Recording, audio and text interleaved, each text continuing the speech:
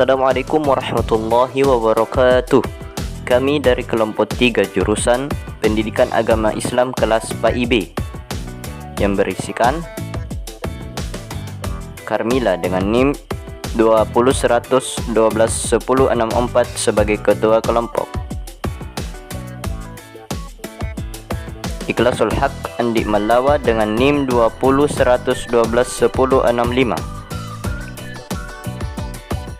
Nur Ifah Erviani Ridwan dengan NIM 2011121066, Siti Maisara dengan NIM 2011121067, Amelia Putri Hikam dengan NIM 2011121068, Anur Khalisa Ansari dengan NIM 2011121069, Rizka dengan NIM 2011121070, Andi Muhammad Azam Ushain Abdul Al-Muiz dengan NIM 2011121071,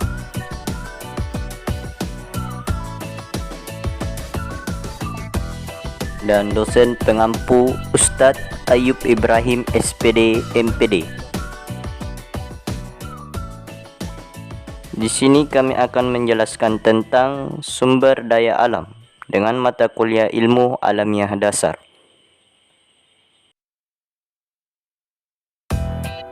Pengertian sumber daya alam. Herman Hairuman JS menyatakan bahwa sumber daya alam adalah sumber daya yang terbentuk karena kekuatan alami, misalnya tanah, air dan perairan, biodata, udara dan ruang, mineral, bentang alam atau landscape, kemudian panas bumi dan gas bumi, angin, pasang surut, dan air laut, arus laut.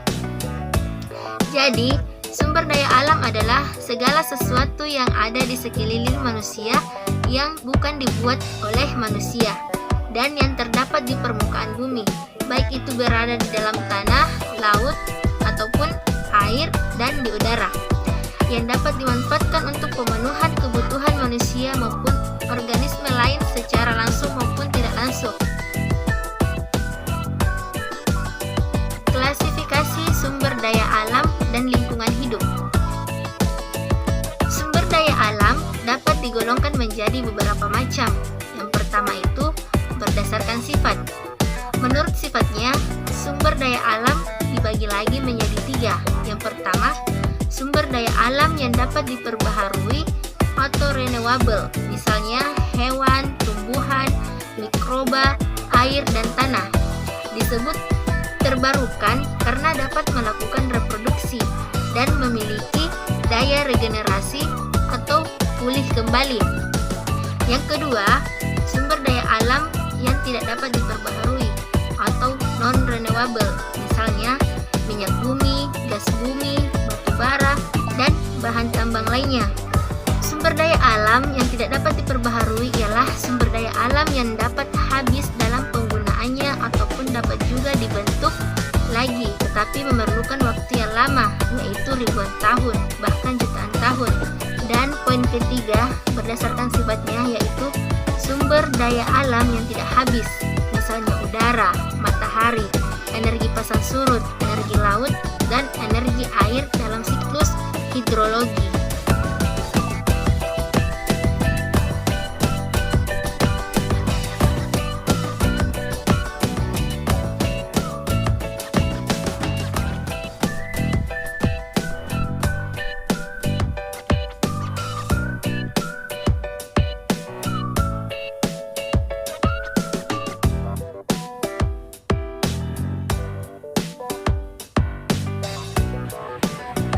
Berdasarkan jenisnya, sumber daya alam dibedakan menjadi 2, yaitu sumber daya alam non-hayati abiotik dan sumber daya alam hayati biotik.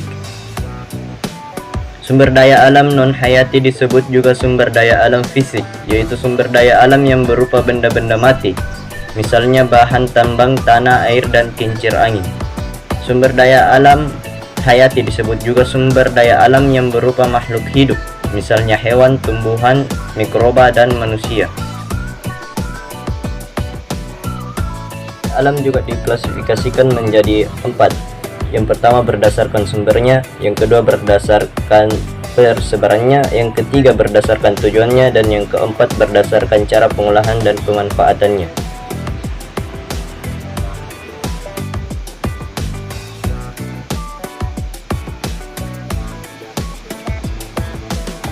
Berdasarkan sumbernya, sumber daya alam dibagi menjadi dua. Yang pertama sumber daya alam biotik organik, yaitu sumber daya alam yang berasal dari makhluk hidup, misalnya kayu, ikan, minyak bumi, dan marmer. Yang kedua sumber daya alam abiotik anorganik, yaitu sumber daya alam yang berasal bukan dari makhluk hidup, misalnya timah, besi, dan kuarsa. Berdasarkan persebarannya, sumber daya alam dibagi menjadi dua. Yang pertama sumber daya alam yang terdapat di mana-mana, misalnya sinar matahari, air, udara, area pertanian, dan hutan.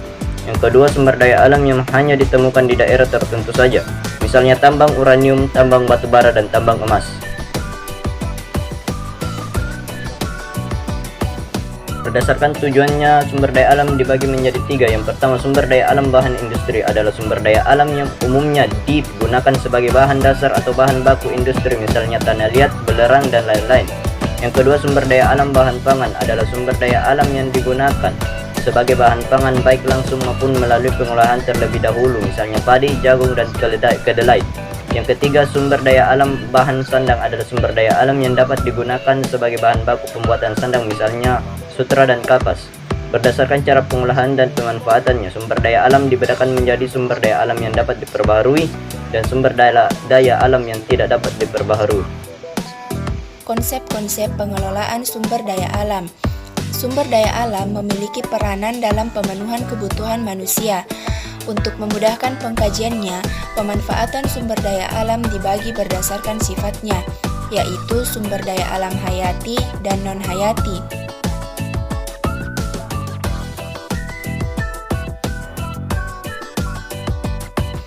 Satu, sumber daya alam hayati. Bagian A. Tumbuhan merupakan sumber daya alam yang sangat beragam dan melimpah. Organisme ini memiliki kemampuan untuk menghasilkan oksigen dan pati melalui proses fotosintesis. Oleh karena itu, tumbuhan merupakan produsen atau penyusun dasar rantai makanan. Eksploitasi tumbuhan yang berlebihan dapat mengakibatkan kerusakan bahkan kepunahan, dan hal ini akan berdampak pada rusaknya rantai makanan. Kerusakan yang terjadi karena punahnya salah satu faktor dari rantai makanan akan berakibatkan punahnya konsumen tingkat di atasnya.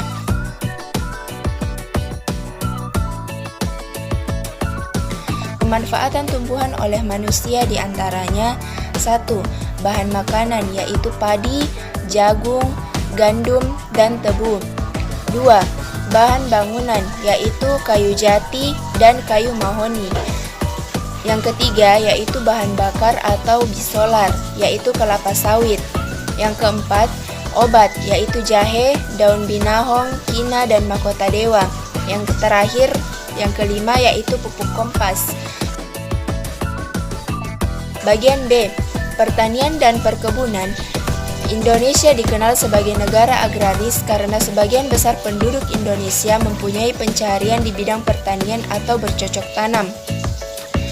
Data statistik pada tahun 2001 menunjukkan bahwa 45% penduduk Indonesia bekerja di bidang agrikultur. Pertanian di Indonesia menghasilkan berbagai macam tumbuhan komoditi ekspor, antara lain padi, jagung, kedelai, sayur-sayuran, cabai, ubi, dan singkong.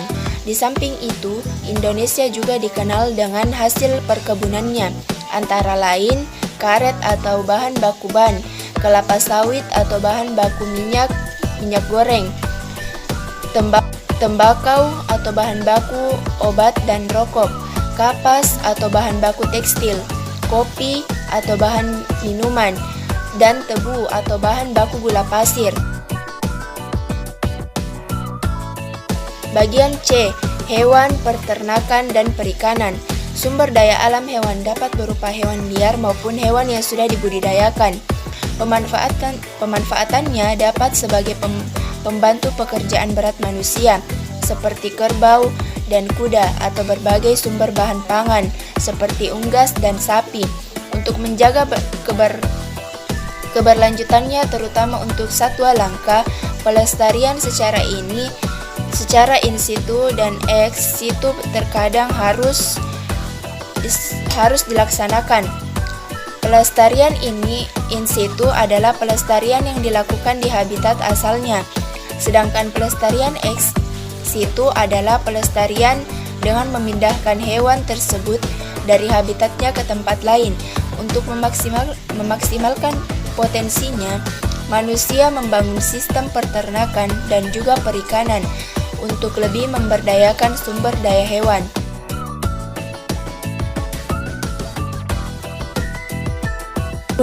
Sumber daya alam non-hayati. Sumber daya alam non-hayati ialah sumber daya alam yang dapat diusahakan kembali keberadaannya dan dapat dimanfaatkan secara terus-menerus. Contohnya, air, angin, sinar matahari, dan hasil tambang.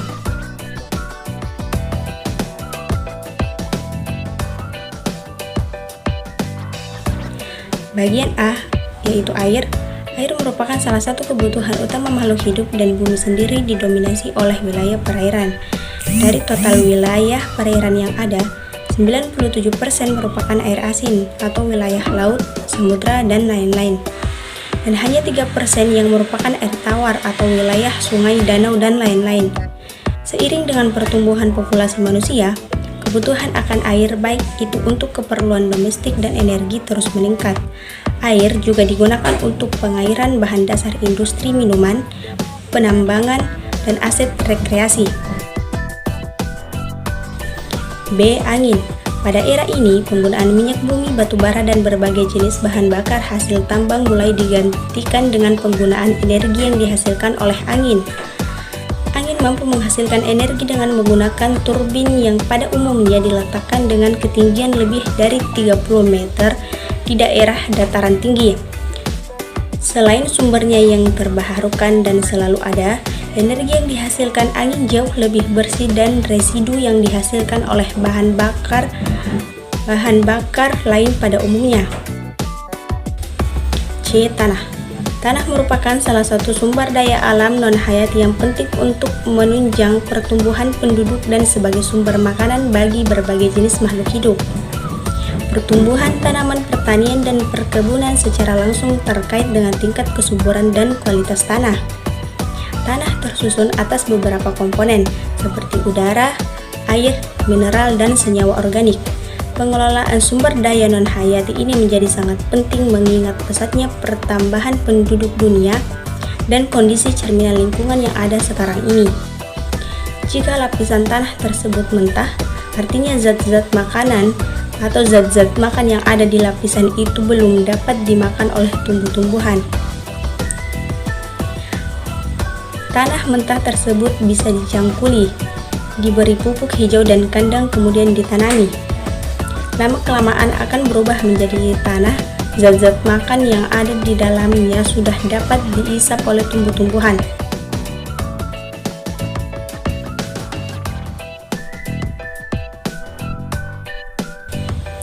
D. Hasil tambang.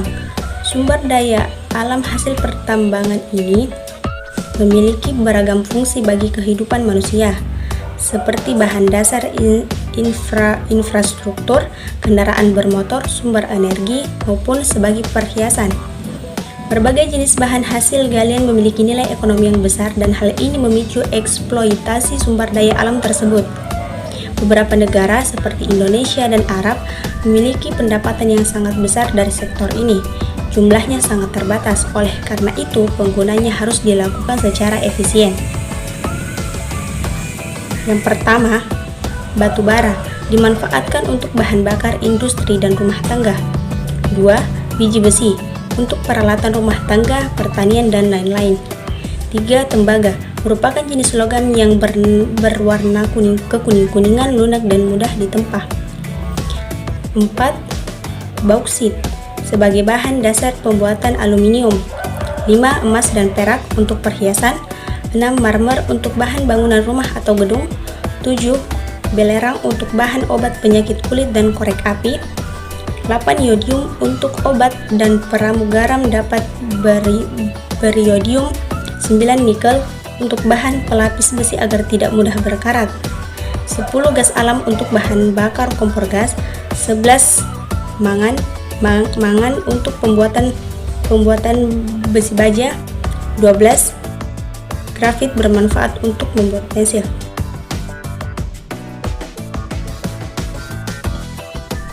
Masalah kependudukan dan lingkungan hidup.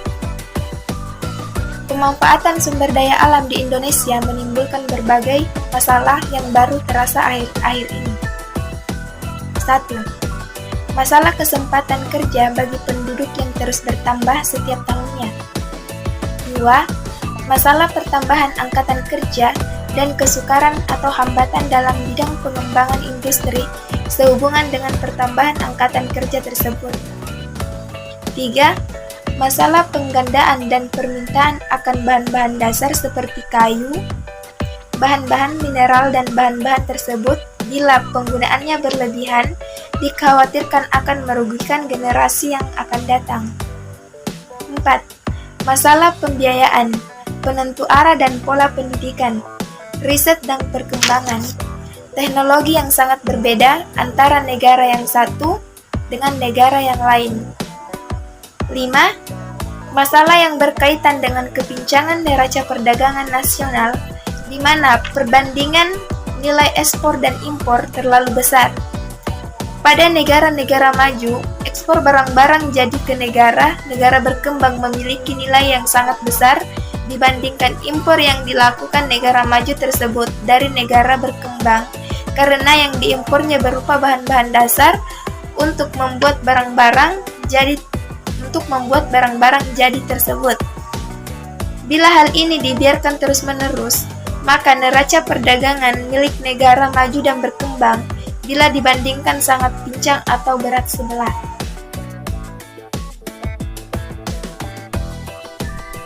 Prinsip dan usaha pelestarian sumber daya alam dan lingkungan hidup.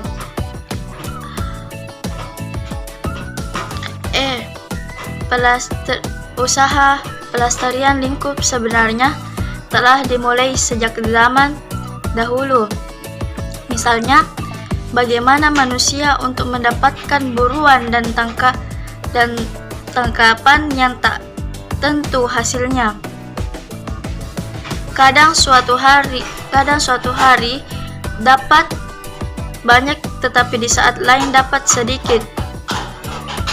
Untuk itu, kemudian manusia menjinakkan dan memelihara hewan dan tanaman, serta menjaga dari kerusakan dan serangan dari hewan liar dengan melakukan usaha peternakan dan pertanian itu.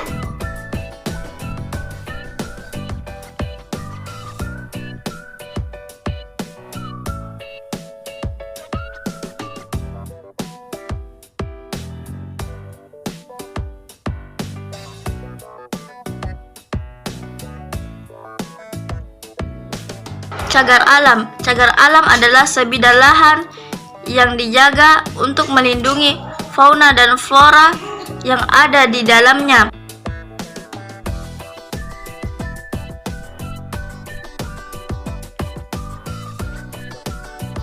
Cagar budaya.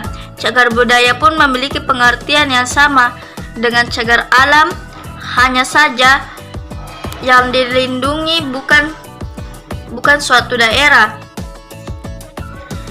melainkan suatu hasil kebudayaan manusia seperti sebuah candi dengan daerah sekitarnya. Daerah Kondet di ibu kota Jakarta juga merupakan cagar budaya, yaitu perkampungan masyarakat Betawi asli yang sebagian besar sudah tergusur luar Jakarta oleh derasnya pembangunan dan arus pendudukan pendatang.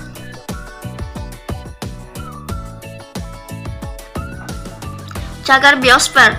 Cagar biosfer adalah dapat meliputi suatu daerah yang telah dibudidayakan manusia, misalnya untuk pertanian secara tradisional dan pemukiman.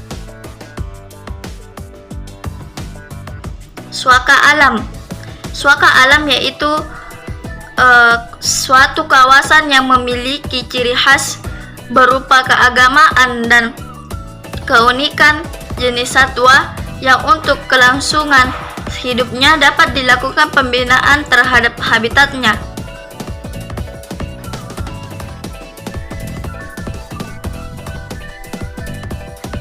Suaka marga satwa. Suaka marga satwa yaitu suaka kawasan yang memiliki ciri khas berupa keragaman dan keunikan jenis satwa yang untuk kelangsungan hidupnya dapat dilakukan pembinaan terhadap habitat.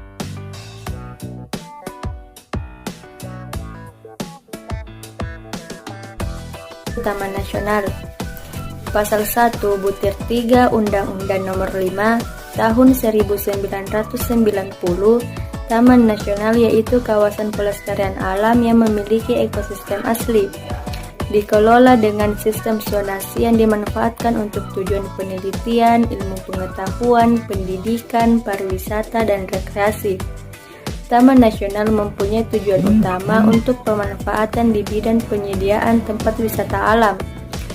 Hutan lindung merupakan juga kawasan hutan yang disisihkan dengan tujuan utama untuk perlindungan tata air, agar keberadaan sistem penyediaan air dapat berlangsung terus-menerus. Adapun asas pokok tersebut yaitu yang pertama, suatu taman nasional harus relatif cukup luas. Yang kedua, taman nasional harus memiliki sumber daya alam yang khas dan unik, baik flora, fauna, ekosistem maupun gejala alam yang masih utuh dan asli. Yang ketiga, tidak ada perubahan karena kegiatan eksploitasi dan pemukiman penduduk. Yang keempat, kebijakan dan pengelolaan taman nasional berada pada departemen yang kompeten dan bertanggung jawab. Yang kelima, memberikan kesempatan kepada pengembangan objek wisata alam sehingga terbuka untuk umum dengan persyaratan khusus untuk tujuan pendidikan ilmu pengetahuan, budaya, bina cinta alam, dan rekreasi. Selanjutnya, memperhatikan asas-asas pokok tersebut.